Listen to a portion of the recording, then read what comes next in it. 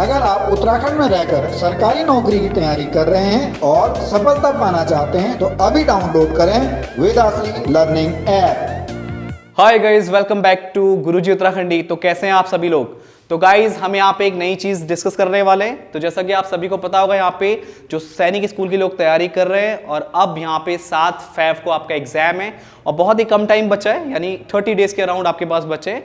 तो हम आपको यहाँ पे बता दें कि हम आपकी प्रैक्टिस को इंप्रूव करने के लिए, उसको इनहेंस करने के लिए एक नया कोर्स आपके लिए लेके आ रहे हैं, जो आपके लिए बहुत बड़ी खुशखबरी है।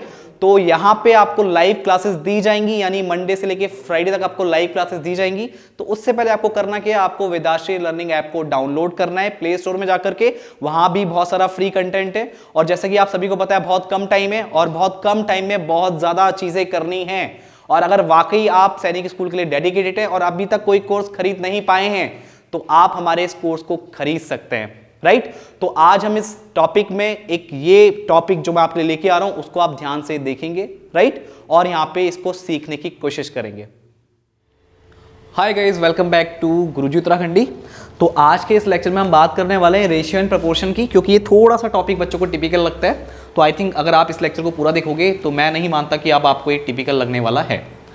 तो देखिए, इसमें जो बेसिक चीज़ मैं आपको बता दूं, जैसे मान लीजिए सबसे सिंपल से शुरुआत करते हैं, हम a अपॉन बी की बात कर लेते हैं। a अपॉन बी मान लीजिए आपका कितना है, 1/2, ठीक है। तो जो आपको ये रेशियो दे रखा है, इसको हम रेशियो बोलते हैं, a upon B is equals to 1/2। इसका मतलब ये है, आप इसको ऐसा भी लिख सकते हो, a ratio b is equals to 1:2। सबसे पहली चीज़।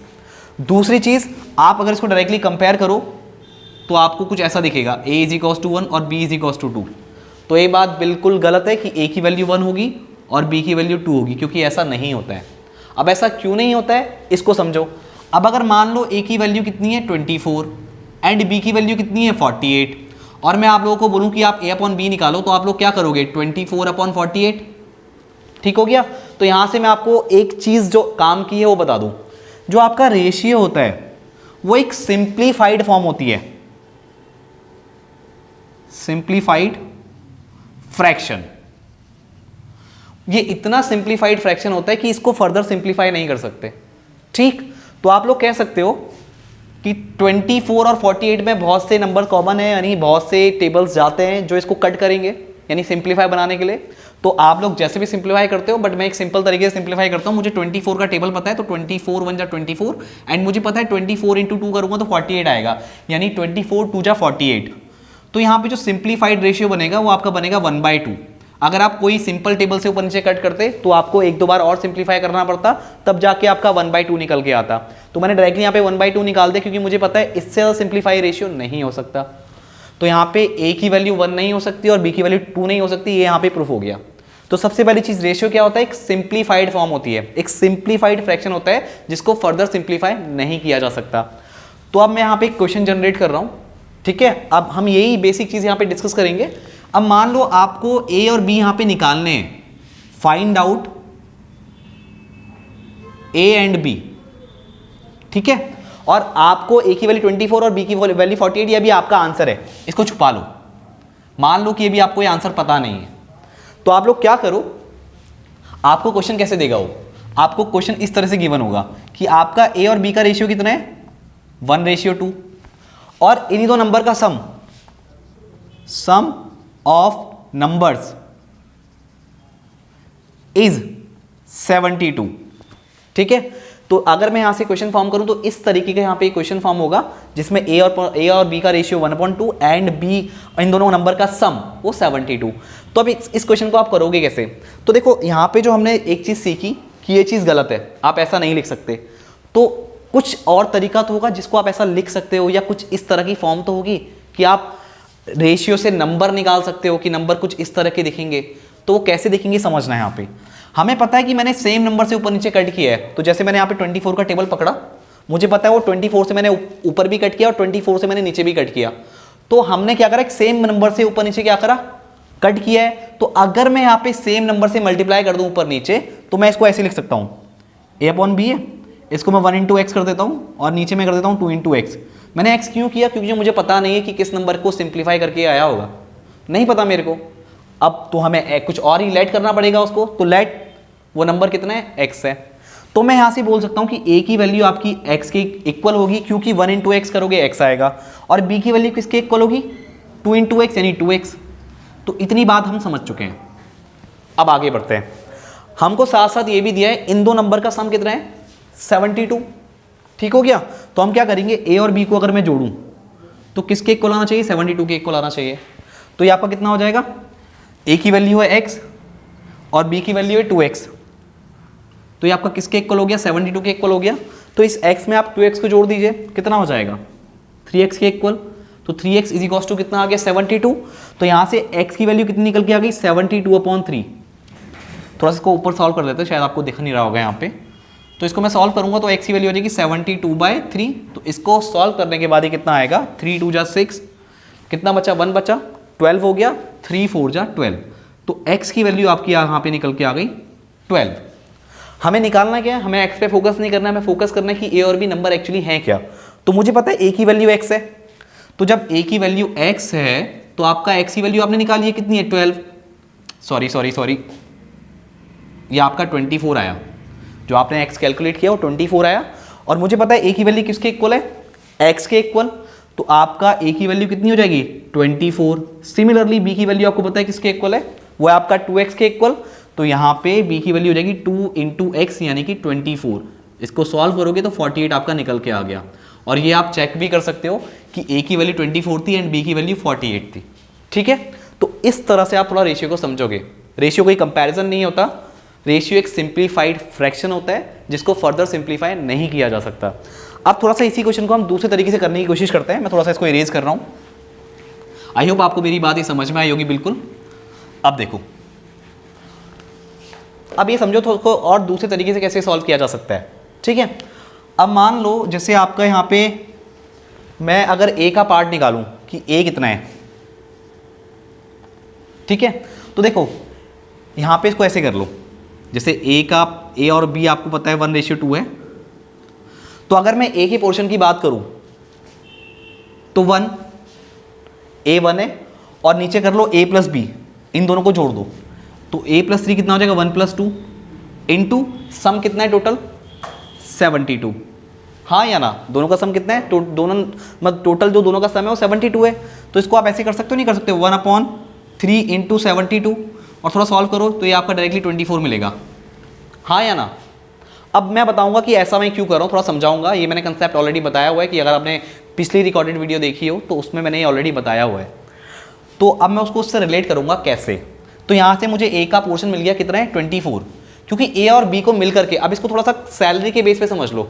मान लो a और b की जो सैलरी है, दोनों को सैलरी जो दी जा रही है टोटल इतना अमाउंट उनको दिया जा रहा है, 72 रुपीज़ उनको डिस्ट्रीब्यूट किया जा रहा है। इस क्वेश्चन को दूसरे तरीके से समझ लो कि 72 रुपीज़ उनको डिस्ट्रीब्यूट किया गया, जिसमें इनका रेशियो कितना है, 1/2 का रेशियो है। तो एक तो मैंने आपको इतना लंबा मेथड बताया, आप इसको वैसे कर सकते हो, समझने के लिए बहुत ज़रूरी था। दूसरा, आप इसको डायरेक्टली कैसे भी कर सकते हो, a का पोर्शन ऊपर आ गया, नीचे आ गया टोटल कितना है। जैसे अगर मैं a की बात करूँ तो मैंने a को ऊपर लिया, नीचे किया मैंने a प्लस b, और मैंने इंटू कर दिया, टोटल दोनों को मिला के मिल कितना रहा था। ठीक है, क्योंकि दोनों में जो अमाउंट डिस्ट्रीब्यूट हो रहा है वो 72 रुपीज़ डिस्ट्रीब्यूट हो रहा है। इसका मतलब ये हो गया कि a और b को जोड़ करके आपका कितना आने वाला है, 72। तो मैंने क्या यूज़ किया यहाँ पे, a का पार्ट कितना है, मैंने यहाँ पे फ्रैक्शन में देखा a का पार्ट 1 है और b का कितना है, b का 2 है। तो ये कितना हो जाएगा, 1/1 + 2, दोनों को जोड़ दो। ठीक, तो कितना आ गया आपका, 72 इंटू में आ गया, तो ये 72/3 हो गया, और सॉल्व करके कितना आ जाएगा, 24। ठीक है गाइस। सिमिलरली मैं b का पोर्शन भी निकाल सकता हूँ। कैसे करके निकाल सकता हूँ, आप क्या करो, b का पोर्शन ऊपर लो, नीचे क्या कर दो, a प्लस b कर दो, और इंटू में आप कितना कर सकते हो, इंटू में आप कर सकते हो 72, क्योंकि आपको दोनों का जो अमाउंट है टोटल वो कितना है, 72 है। तो ये आपका कितना हो जाएगा, नीचे कितना है आपका 2, और यहाँ पे कितना है आपका a प्लस b, यानी कि 1 + 2 इंटू 72। तो ये आपका कितना आ गया, 2/3 इंटू 72। तो कैंसिल करके आप समझ सकते हो, आप 72 को 3 से डिवाइड करोगे तो ये आपका आएगा 24, और 2 को 24 से आप जब मल्टीप्लाई करोगे तो आपका आ जाएगा 48, और यही b का वैल्यू निकल के आया था, आप चेक कर सकते हो 48। तो इस तरीके से भी किया जा सकता है, लेकिन क्वेश्चन फॉर्म कैसे हो जाएगा, आपको यही क्वेश्चन 2-3 तरह से मिल सकता है। या तो आपको नॉर्मल क्वेश्चन दे दे कि a/b इतना है और a और b का सम इतना है, तो आप डायरेक्टली a और b निकालो। बट इस क्वेश्चन को अगर घुमा के वो पूछे तो ऐसा बोल सकता है कि a और b को जो टोटल सैलरी मिला के दी जाती है वो इतने रुपीज़ है, ठीक है, और ए और बी के बीच जो सैलरी का डिस्ट्रीब्यूशन है वो कुछ इस तरीके का है, तो ए की सैलरी कितनी होगी और बी की सैलरी कितनी होगी। तो इस तरह से क्वेश्चन घुमाए जा सकते हैं। हालांकि इसके एक दो तरीके और हैं करने के, बट वो मैं आपसे अभी डिस्कस नहीं कर रहा हूँ, क्योंकि आप बेसिक पार्ट इसका समझो, और इससे आपका जो मैंने सेकंड पार्ट यहाँ पे आपको बताया, इससे आप बहुत जल्दी इसका आंसर निकाल सकते हो। 2-3 मेथड इसके और है सॉल्व करने के, बट वो मैं आपसे भी डिस्कस नहीं करूँगा, क्योंकि इतने से आपका काम चल जाएगा और आपको कन्फ्यूज भी नहीं करना है अपने आप को, इतना काफ़ी है समझने के लिए। तो अब हम डायरेक्टली यहाँ पे क्वेश्चन की बात करने वाले हैं कि क्वेश्चन कैसे फॉर्म होंगे इसके, ठीक है।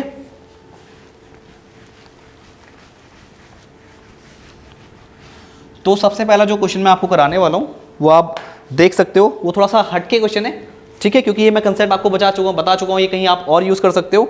अब मैं जो क्वेश्चन है आपको डिस्कस करने वाला हूं वो ये है, आपको P/Q का रेशियो पता है? P/ कितना है आपका? 3/4 एंड Q/R का रेशियो आपको दे रखा है 8:9। अब आपसे पूछ लिया गया है कि आप निकालो रेशियो P/Q/R। इसकी शॉर्ट ट्रिक्स भी होती हैं, बट आपको जितना बताऊंगा उतने से आपका काम चल जाएगा। तो ज़्यादा आपको इधर उधर सर्च नहीं करना है, ज़्यादा आपको इतना हाथ पैर नहीं मारना है, इतने से आपका काम चल जाएगा। तो समझिए इसको, यहाँ पे आप एक चीज़ नोटिस करो, जैसे आपका P/Q है, ये आपका कितना है 3:4, एंड जो आपका Q/R है वो आपका है 8:9, और आपको मिलाना है कि P/QR। देखो आप एक चीज़ नोटिस करो, PQ और QR, तो इन दोनों में Q कॉमन है, तो Q को बीच में लिखा गया है। तो एक चीज़ नोटिस ये करो कि अगर आप इस Q वाले पार्ट को कॉमन कर दो, यहाँ पे 8 है, यहाँ पे 4 है, तो अगर Q वाले पार्ट को आप कॉमन कर दो तो आपका P/QR का रेशियो निकालने में बहुत आसानी हो जाएगी। कैसे? देखो, अगर मैं 4 और 8 का एलसीएम ले लूँ, यहाँ भी Q है और यहाँ भी Q है, इन दोनों का अगर एलसीएम ले लिया जाए, यहाँ पे Q की वैल्यू 4, यहाँ पे 8 है, तो 4 और 8 का जो एलसीएम आता है वो आता है आपका 8। ठीक हो गया? तो मैंने एलसीएम निकाला, वो कितना मिला मेरे को? 8 मिल गया।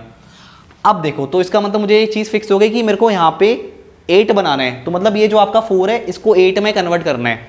तो देखो, जब मैं इसको 8 में कन्वर्ट करूँगा तो आप नोटिस कर सकते हो कि मैंने इसको 2 से मल्टीप्लाई करना पड़ेगा मेरे को, तभी ये 8 में कन्वर्ट होगा। 4 2 8।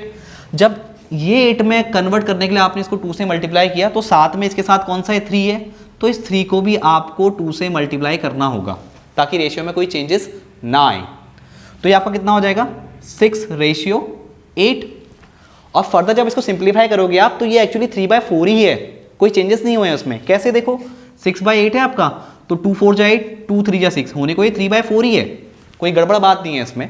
बट मुझे क्या निकालना है? P/Q/R, क्योंकि मुझे यहाँ पे Q को कॉमन ले लेना है। तो मेरे को जब ये चीज़ निकालनी होगी तो आप ध्यान रखना कि आपको जो मिड वाली पार्ट होगी वो उसको आपको क्या बनाना है? सेम बनाना है। तो मेरे को ये रेशियो कितना मिला? 6:8, और यहाँ पे कितना है आपका? 8:9।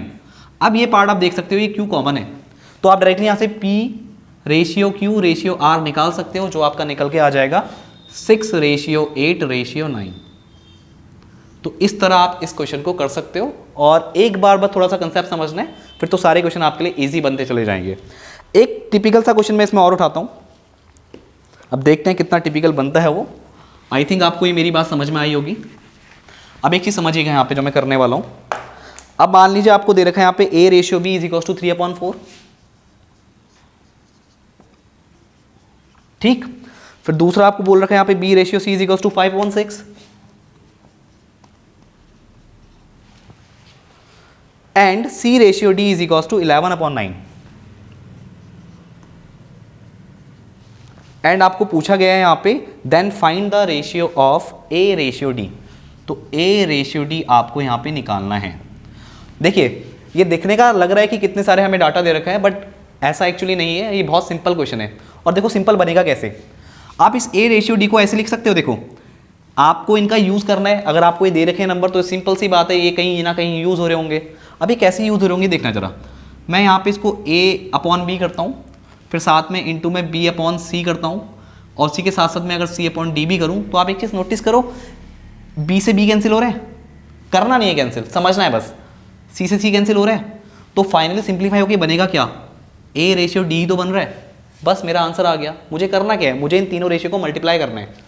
तो आप क्या कर दो? 3/4, क्योंकि A/B आपका 3/4 है, B/C आपका कितना है? 5/6, एंड C/D आपका कितना है? 11/9। तो देखो, अब इसको सब सॉल्व करोगे तो सॉल्व करके कितना बनेगा? देखो, 3 1 जा 3, 3 2 जा 6, और तो सॉल्व हो नहीं सकता, क्योंकि ऊपर कितना आ रहा है? 11 5 जा 55, और नीचे आपका कितना आ रहा है? 4 2 जा 8, और 8 9 जा 72। तो 55/72 आपका क्या निकल के आ गया, A/D। तो अगर मैं इसके ऑप्शन की बात करूँ यहाँ पे, तो पहला ऑप्शन करेक्ट है, 55/72। ठीक है गाइस, तो आई थिंक आपके दो कंसेप्ट क्लियर हुए होंगे। अब थोड़ा आगे बढ़ते हैं कि आपको और किस किस टाइप के क्वेश्चन यहाँ पे देखने को मिल सकते हैं। अब नेक्स्ट क्वेश्चन आपको बोला हुआ है x/75 सच दैट 15/45, मतलब कुछ इस तरह का साइन देखो आप।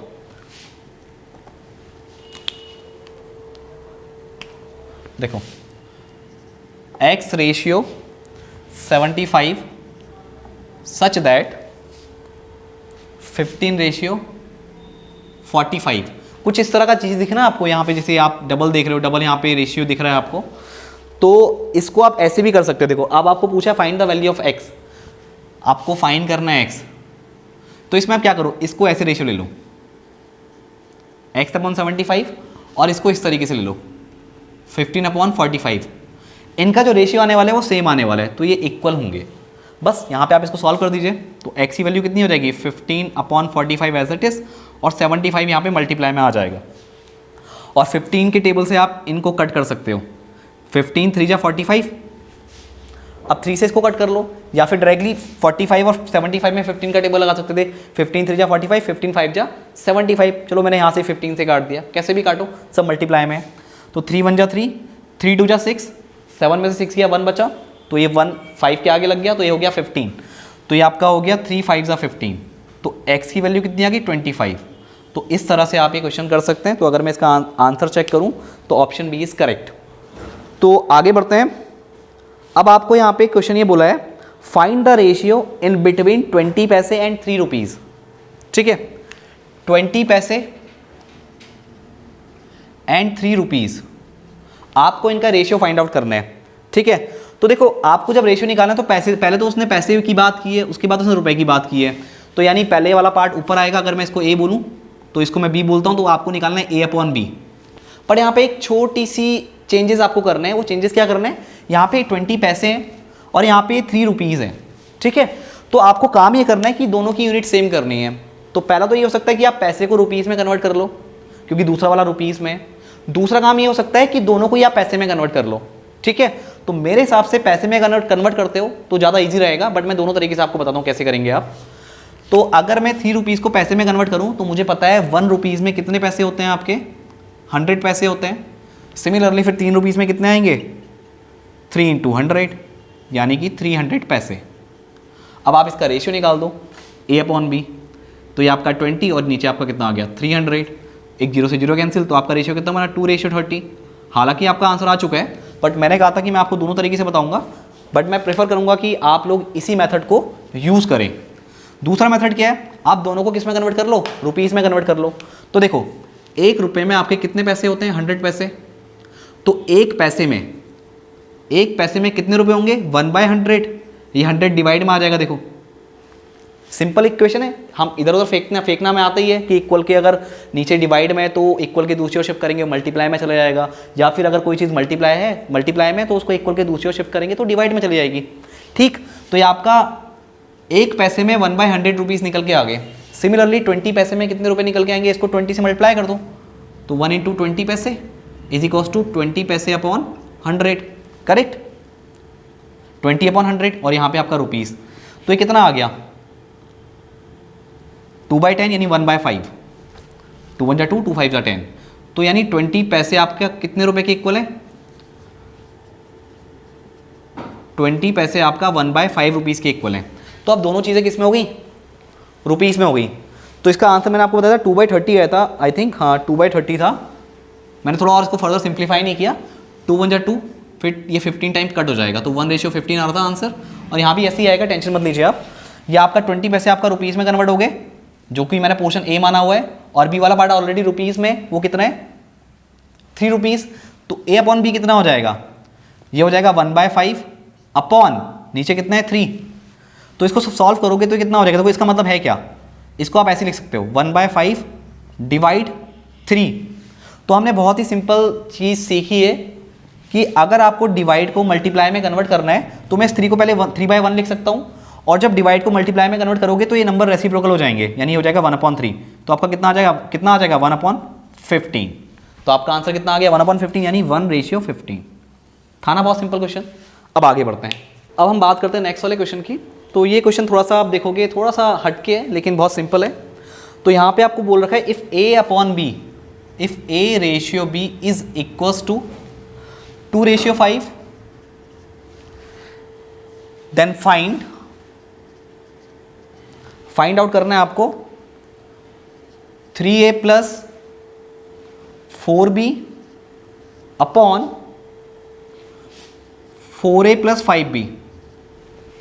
3A plus 4B upon 4A plus 5B। आपको क्वेश्चन कुछ इस तरीके का गिवन है 3A plus 4B ratio 4A plus 5B। ठीक, तो ये आप कैसे निकालोगे? देखो A रेशियो B 2:5 है, बहुत सिंपल है।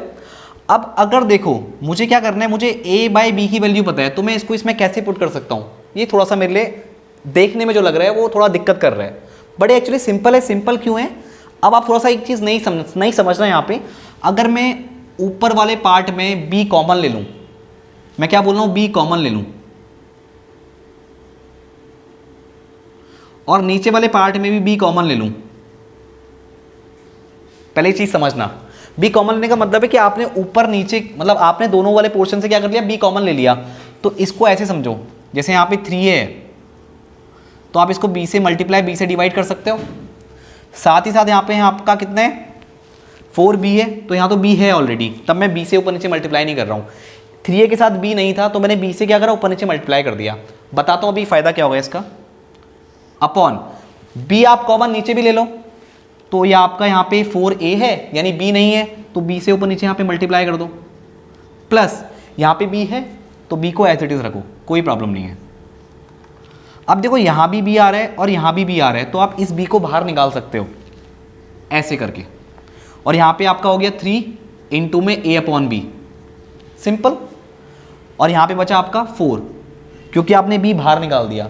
सिमिलरली आप क्या करो, यहाँ से भी B बाहर निकाल दो, यहाँ भी B है और यहाँ भी B है, तो ये आपका B बाहर निकल जाएगा और कितना आ जाएगा 4 into A upon B, plus यहाँ से B बाहर आ चुका है तो ये आपका आ जाएगा 5। ठीक, अब इस B से B को काट दो। अब ये B से B आपका कैंसिल हो गया, तो देखो सिंपल इक्वेशन क्या बनी, 3 into A upon B। A upon B की वैल्यू कितनी है 2/5, कर दो multiply, plus 4 as it is, plus का 4 एज इट इज रहा। सिमिलरली नीचे कितना है 4 into A upon B। A upon B की वैल्यू कितनी है 2/5, इसको भी एज इट इज रहने दो, और प्लस कितना है आपका 5, इसको यहाँ पे जोड़ दो। अब देखो कितना सिंपल बन चुका है, 3 2 6, 6/5 प्लस आपका 4 अपॉन 4 2 8, 8/5 प्लस 5। अब ऊपर भी एलसीएम लो और नीचे भी एलसीएम लो, तो यहाँ पे 4/1 आप कर सकते हो, यहाँ पे 5/1 आप कर सकते हो। देखो बहुत मैं इजी तरीके से बता रहा हूँ और आपको ये चीज़ें बहुत क्विक करनी है क्योंकि एलसीएम लेना आपको आता है और बहुत जल्दी आपको समझना भी। ऐसे 3-4 क्वेश्चन प्रैक्टिस करोगे सारा आ जाएगा समझ में। तो एलसीएम कितना आएगा, ऊपर 5 और ये कितना हो जाएगा 6 प्लस 5 4 20। सिमिलरली यहाँ पे एलसीएम कितना हो गया 5 और ये कितना आ जाएगा 8 प्लस 5 5 25। ये 5 से 5 कैंसिल हो गया, तो आपका कितना आ गया, ऊपर बढ़ रहा हूँ मैं आगे, 6 और 20 कितना हो गया 26 अपॉन 8 प्लस 25 कितना हो गया 25 और 5 कितना 30 प्लस 3, क्योंकि 5 और 3 में आप तोड़ सकते हो 8 को, तो ये आपका 33 हो गया। तो हम कह सकते हैं जो आपका आंसर आएगा 26/33 इस पूरे का रेशियो निकल के आएगा 26/33। आई थिंक मेरी बात आपको समझ में आई होगी। तो अगर मैं यहाँ पे आंसर चेक कर लेता हूँ एक बार, तो आपका आंसर बिल्कुल सही है 26/33। अब एक क्वेश्चन में थोड़ा सा आपको और कराना चाहूँगा। मैं सारे क्वेश्चन थोड़ा आपको अलग तरीके से बता रहा हूँ ताकि आपको कोई डाउट ना आए, और ये बहुत काम का किस लिए आपको पता लगेगा। अभी एक क्वेश्चन यहाँ पे समझना, क्योंकि इतना पोर्शन अगर आपने रेशियो एंड प्रपोर्शन का कर लिया, भले इसके ऊपर हम कुछ टिपिकल क्वेश्चन और बनाएंगे, लेकिन बेसिक पार्ट में आपको इस लेक्चर में पूरा समझा दे रहा हूँ। आपको कोई डाउट मुझे नहीं लगता आने वाला है आगे। तो देखो जो मेरा नेक्स्ट क्वेश्चन है वो ये है, if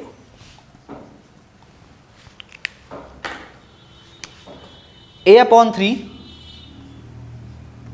is equals to B/4 is equals to C/7, और आपको फाइंड आउट करना है देन ए प्लस बी प्लस सी,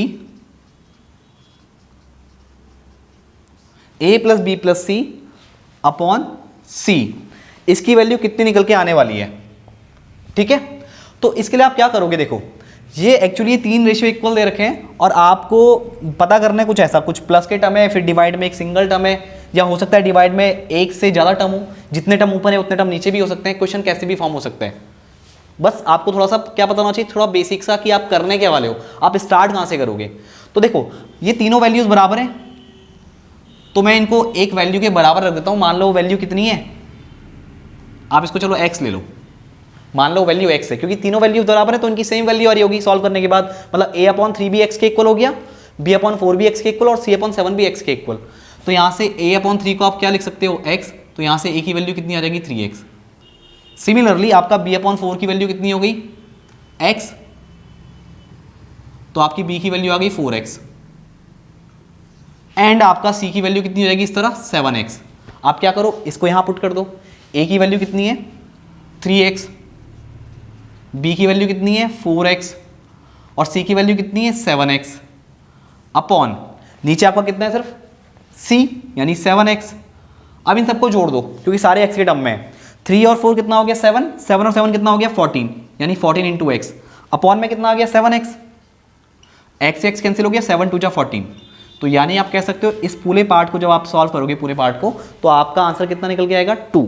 अगर मैं यहाँ पे इसके ऑप्शन चेक करूँ तो इसमें ऑप्शन पहला दे रखा है 1/7, दूसरा ऑप्शन दे रखा है 1/2, तीसरा 7 और चौथा ऑप्शन आपका दे रखा है 2। तो 2 आपका करेक्ट आंसर है। बट कुछ लोग क्या सोचते हैं कि आपका ऊपर भी कुछ पार्ट है, नीचे भी कुछ पार्ट है, न्यूमरेटर भी है, डिनोमिनेटर भी है, तो इसका आंसर कुछ फ्रैक्शन होना चाहिए। जो लोग तुक्का मारते हैं, क्योंकि तुक्का मारना तो सबसे गलत चीज़ है, तो ए और बी ऑप्शन तो आपके नहीं हो सकते। तुक्का भी वहीं पड़ता है जहाँ पे थोड़ा सा आपको सेंस हो। तो ऐसे क्वेश्चन में आप तुक्का मत मारिएगा, कि ऐसा मत सोचिएगा कि वैल्यू फ्रैक्शन में आएगी, उसको प्लीज इस तरीके से आपको सिंप्लीफाई करना ही पड़ेगा। इसके बेस में कुछ क्वेश्चन और भी हैं, तो ऐसे क्वेश्चन मैं नेक्स्ट वाली वीडियो में कराऊंगा आपको। आई थिंक आपको ये लेक्चर पूरा समझ में आया होगा। अगर इसके बाद भी आपको इस चीज में यानी रेशियो एंड प्रोपोर्शन में कोई डाउट रहता है तो आप मुझसे डिस्कस कर सकते हैं, या आप कमेंट में बता सकते हैं मेरे को, या फिर व्हाट्सएप के थ्रू भी आप इसको पूछ सकते हैं। तो गाइज आज के इस लेक्चर में इतना ही, थैंक यू। ओके गाइज, तो आई होप आपने ये वीडियो एंजॉय किया होगा, आपको बहुत सारी चीजें समझ में आई होंगी। तो हम जल्द ही मिलते हैं नए क्रैश कोर्स में, राइट, जो आपकी लाइव क्लासेस आपको देने वाला है मंडे से लेके फ्राइडे तक का, और एक 30 डे का आपके लिए क्रैश कोर्स रहेगा, राइट। तो हम मिलते हैं नेक्स्ट वीडियो में।